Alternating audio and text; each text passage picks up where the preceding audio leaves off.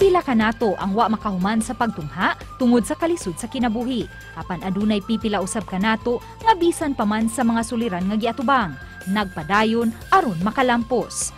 Matod pa ni Andres Bonifacio, nga poverty is not a hindrance to success. Kini ang gipamatud-an sa usa ka lalaki nga usa ka kanhi security guard ug karon usa na ka abogado ug negosyante. Sukad pa sa iyang pagkabata, ubay-ubay na nga mga pag-antos ang iyang gisagubang aron lang makabot ang iyang mga pangandoy ug karon natuman na gayud ang iyang tinguha. Busa karong buntaga atong sayran ang sikreto sa iyang kalampusan sa atong pagpakihinabi kaniya sa GMA Regional TV Live.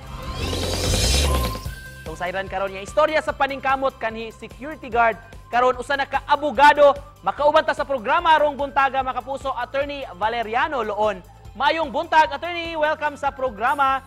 Kumusta karong buntaga, Attorney? May buntag, Kalimunik, o sa ato ang mga viewers karong buntaga. May buntag sa tanan. Yep, Attorney, we learn nga kaniadto so pa kanay mong abogado, security guard ka, Attorney. Can you tell us more about your life story o ngano mang nainganyo ka man nga mo take up og law? Actually, before nako isulti gyud gikan sa security guard, then lawyer. Tungod dito nga ako isa-isay ang akong kinabuhi before nahimo kong security guard. Now actually, naama mi nagpuyo sa pinaka-suok nga dapit diri sa Manyo, San Remigio, Cebu. O niya, in fact, mga 2 kilometers ang among lakton padung sa kalsada. So inana gyud ka pobre mi dito sa diri sa among lugar. And then ang akong papa mag-uuma mangaot og tabay o niya mananggot og lubi para makakuha og tuba ibaligya para mabuhi mi. Mama gisuwatan kong balik inangari diri sa Manila dong kay eskwelahon ka nako. Pag-abot sa Manila dito ko gihimo kong buhi. Gihimo kong buhi ngadto sa San Victor's residence. And then, for 1.5 year, iuli ko sa Cebu. Ngaway tumong ang kinabuhi. Pero naay midala na ko diri sa Mandawi, nakasulod dayon ko og helper sa welding shop. Kanya after 2 months, nakasulod ko og factory worker hangtod naabot ang opportunity nga naningon ako mag-training kag security guard. After 3 years, nga nag-duty ko as security guard sa MCWD, isugod na nga ako ang damgo. Gusto na ko mag-police.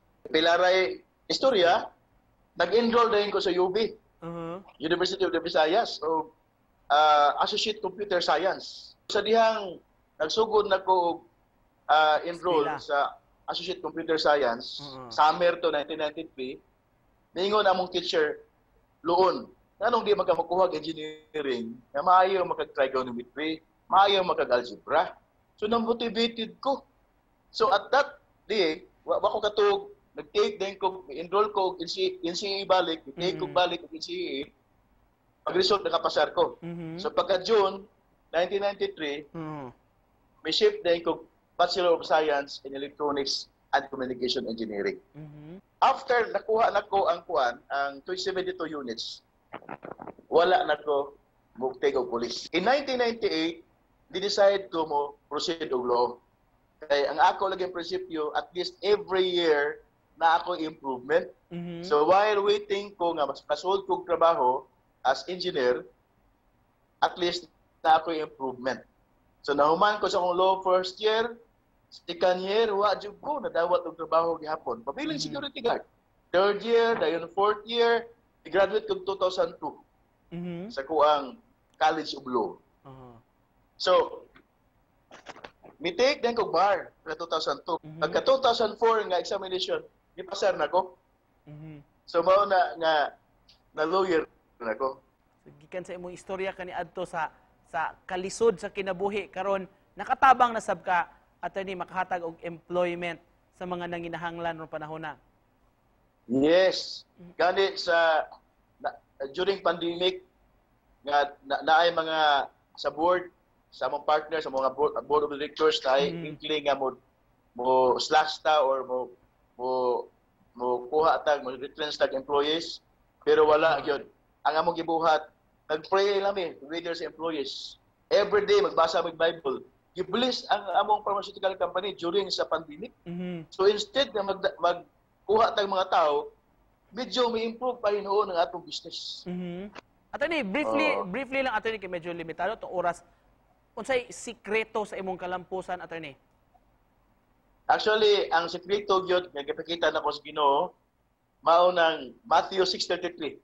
Seek ye first the kingdom of God and his righteousness, and all these things shall be added unto you.